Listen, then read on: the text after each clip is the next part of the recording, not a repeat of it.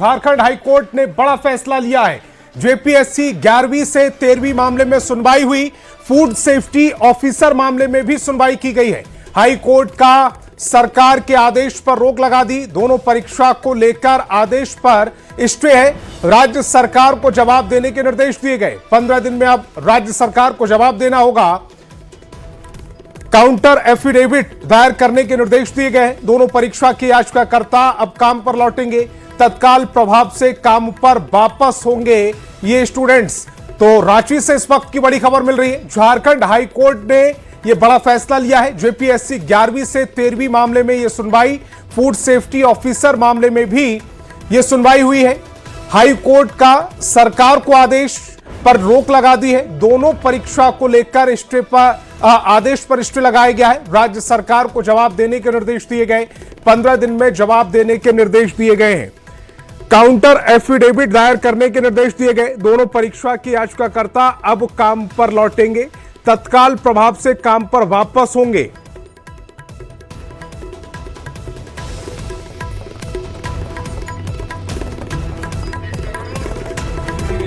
तो बड़ी खबर इस समय आपकी टेलीविजन स्क्रीन पर। रांची से बड़ी खबर है। झारखंड हाईकोर्ट ने यह बड़ा फैसला लिया है।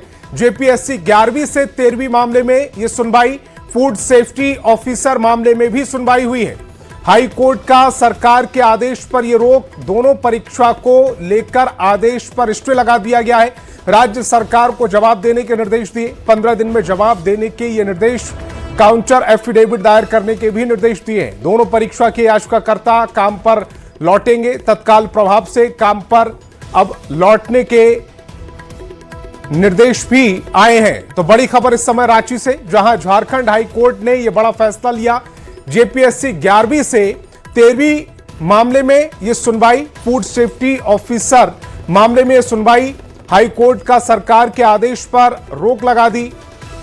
दोनों परीक्षा को लेकर आदेश पर यह स्टे, राज्य सरकार को जवाब देने के निर्देश दिए गए।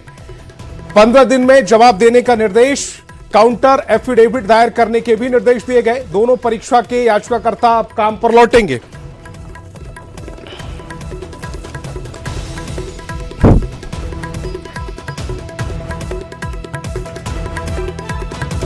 के साथ फोन लाइन पर जुड़ रहे हैं संजय। ये सरकार के खिलाफ एक बड़ा स्टेटमेंट आया है। हाई कोर्ट ने जो आदेश दिया है,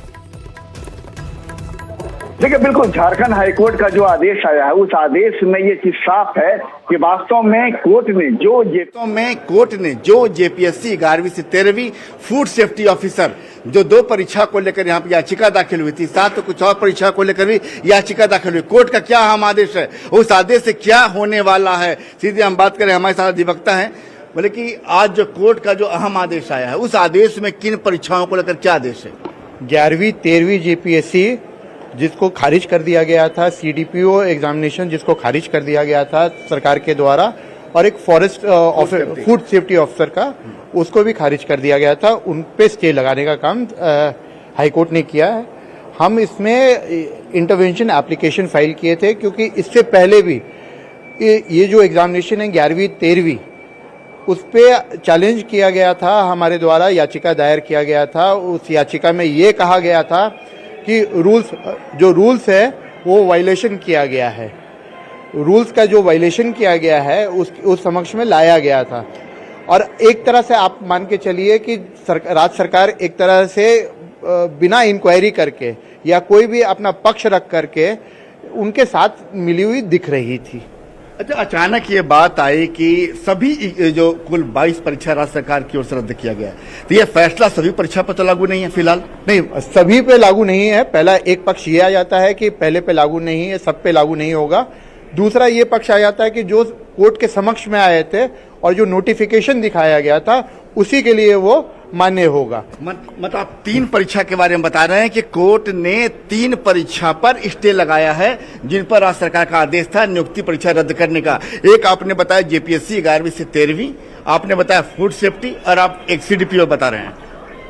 आप एक तरह से समझिए कि जितने भी माल प्रैक्टिसेस की हुई हैं, सारे एग्जामिनेशन को कैंसिल करने का काम किया था, और उन्होंने ये माना था सरकार ने कि इसमें माल प्रैक्टिस हुआ है। लेकिन एक बात समक्ष में आता है कि कोर्ट के समक्ष में आपको एफिडेविट दिखाना पड़ता है, इंक्वायरी रिपोर्ट दिखाने का काम करना होता है। लेकिन राज्य सरकार के द्वारा कोई भी ऐसा पक्ष नहीं दिखाया गया है कि वो इंक्वायरी कर करके इनको खारिज करने का काम किया गया है। तो कोर्ट कभी भी आता है तो साक्ष्य देखने का काम करती है, तो साक्ष्य रखने का काम राज्य सरकार का है। हम लोग जो इंडिविजुअल कैंडिडेट्स आते हैं तो ये हमारा काम नहीं होता, लेकिन हमने दिखाने का काम किया, राज्य सरकार के समक्ष भी दिखाने का काम किया और यहाँ भी दिखाने का काम किया, क्योंकि राज्य सरकार का बड़ा रोल होता है। जो इंक्वायरी रिपोर्ट्स होती है, इंक्वायरी रिपोर्ट को लाने का काम राज्य सरकार का होना चाहिए और उसमें दिखाने का काम होना चाहिए कि इसमें मास बगलिंग हुई है, इसमें गड़बड़ियां हुई हैं और अनिश्चितताओं का पूरा मामला बनता है। तो इस तरीके से, जिस तरीके से उन्होंने विदाउट एनी अपॉर्चुनिटी और ऑफ हेयरिंग निकाल करके उनको हटाने का काम किया, इसी में स्टे दिया है और बस इतना कहा है कि जो एफिडेविट उनको फाइल करना है, जितने भी पिटिशनर्स हैं उनको एफिडेविट फाइल करना है, जो भी कैंडिडेट्स हैं जिनमें तलवार लटकी हुई है कि वो आगे गैर कानूनी रूप से जो आगे बढ़ रहे हैं या नौकरी में है, उन्हें एफिडेविट फाइल करके ये कहना है कि अगर कोई भी फैसला आता है और इसमें उनका कहीं भी रोल और आता है, कोई भी रोल निकल के आता है, उनका इन्वॉल्वमेंट आता है, तो वो उससे बाध्य होंगे। इसका मतलब ये हुआ कि अभी जो कोर्ट का आदेश है और जिन 3 परीक्षाओं पर ये आदेश लागू है, जिसकी नियुक्ति जो रद्द होने की घोषणा भी थी, स्टे लगा, अब वो तत्काल प्रभाव से काम पर वापस होंगे। ये राज्य सरकार के ऊपर में है कि राज्य सरकार इस निर्णय का अपील करती है कि नहीं और कितना उसको मान्य मानती है कि नहीं मानती है। ये राज्य सरकार के ऊपर में है कि राज्य सरकार इस फैसला पे कितना अमली जामा पहनाने का काम करती है, पहला। दूसरा कि इंक्वायरी रिपोर्ट है कि नहीं है, इस राज्य सरकार को जानना है कि राजनीतिकरण के रूप से। एक बात आप ये बता रहे हैं कि राज्य सरकार इसको इम्प्लीमेंट करती है या नहीं, इससे मतलब एक मैसेज हो गया, क्या राज्य सरकार इस आदेश को जो आज आया है क्या पूरी तरह मानने को बाध्य नहीं है? देखिए, हर बार कोई भी डिसीजन जो होता है that is subject to appeal. चाहे आप डिवीजन बेंच में जा सकते हैं, चाहे आप सुप्रीम कोर्ट में जा सकते हैं। तब कंटेम्प्ट उसी समय लाई करता है जब आप डिलिबरेट रूप से करते हैं, तो ये अभी तुरंत तो बाध्य नहीं है। एक दूसरा कि इसमें अपील करेगी कि नहीं करेगी, अगर अपील नहीं करने का काम करती है तो बाध्य होती है कि वो फैसला को मानेगा और उसका क्या नाम है अनुपालन करवाए। तो राज्य सरकार को अपना जवाब 15 दिनों के अंदर देना है। तो क्या ये माना जाए कि 15 दिनों के अंदर ये जो 3 परीक्षाओं के जो पूर्व कर्मचारी का हैं, जो काम कर रहे थे, क्या उनके बहाल होने का रास्ता साफ हो सकता है? या 15 दिनों के बाद जब राज्य सरकार अपना काउंटर एफिडेविट देगी उसके बाद फिर उनकी नियुक्ति का रास्ता साफ होगा? ये राज्य सरकार को स्पष्ट करना चाहिए कि वो क्या चाहती है। एक पहला, कोई इंक्वायरी रिपोर्ट उन्होंने कोर्ट के समक्ष में रखने का काम नहीं किया, तो ये किस तरीके से जा रहा है, कॉम्पिटिटिव एग्जामिनेशन किस तरीके से कंडक्ट करा है, ये पूरी जनता जानती है। और यहाँ जिस तरीके से सब न्यूज़पेपर आप देख लीजिएगा कि आपको दिखेगा कि माल प्रैक्टिस किस तरीके से हुआ है, किस तरीके से अनियमितता और गैर कानूनी रूप से नियुक्तियां की गई हैं। लेकिन हर चीज़ का एक नियम होता है, उस नियम का अनुपालन सरकार ने जानबूझ के किया है या जानबूझ के नहीं किया है, ये सरकार, राज्य सरकार को स्पष्ट करना चाहिए कि राजनीतिकरण के लिए उसने फैसला किया है या वो सच में ये मानती है कि भ्रष्टाचार हुआ है और भ्रष्ट नीतियों को अपनाते हुए नियुक्तियां की गई है।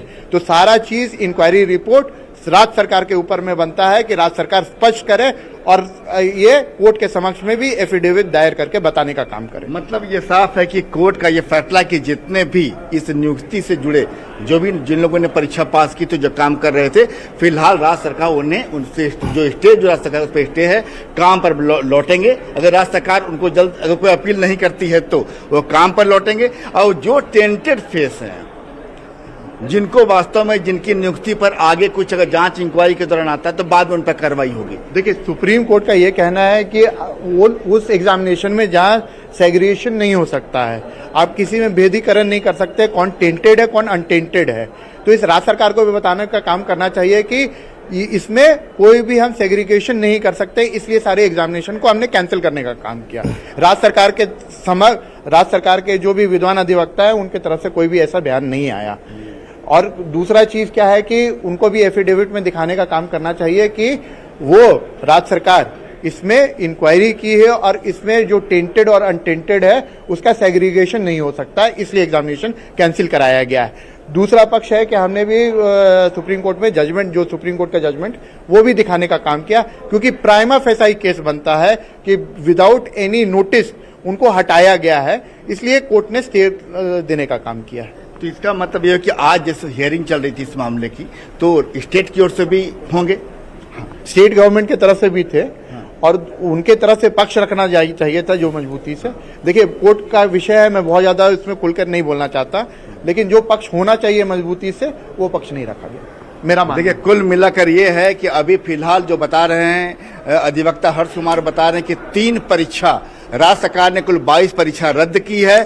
3 परीक्षा को लेकर झारखंड हाईकोर्ट का आदेश है कि उस पर स्टे लग गया है। वो 3 परीक्षा क्या है? पहली परीक्षा जेपीएससी 11वीं से 13वीं, दूसरी है फूड सेफ्टी ऑफिसर और तीसरी का नोटिफिकेशन चूंकि उसी में अटैच था वो है सीडीपीओ। तो मतलब 3 परीक्षा जो है ये आपका इस पर स्टे लग गया है। और ऐसी स्थिति में अब जैसा बता रहे हैं अधिवक्ता की अब जो काम पर तत्काल प्रभाव से लौटने का जो मामला है तो झारखंड हाईकोर्ट का आदेश है, तो राज्य सरकार पर निर्भर करता चूंकि है कि हाईकोर्ट ने स्टे लगाया है, अब सरकार का क्या रुख होता है? क्या सरकार इस स्टे के खिलाफ जाती है, कोई अपील करती है? उस पर सबकी नजर रहेंगी। संजय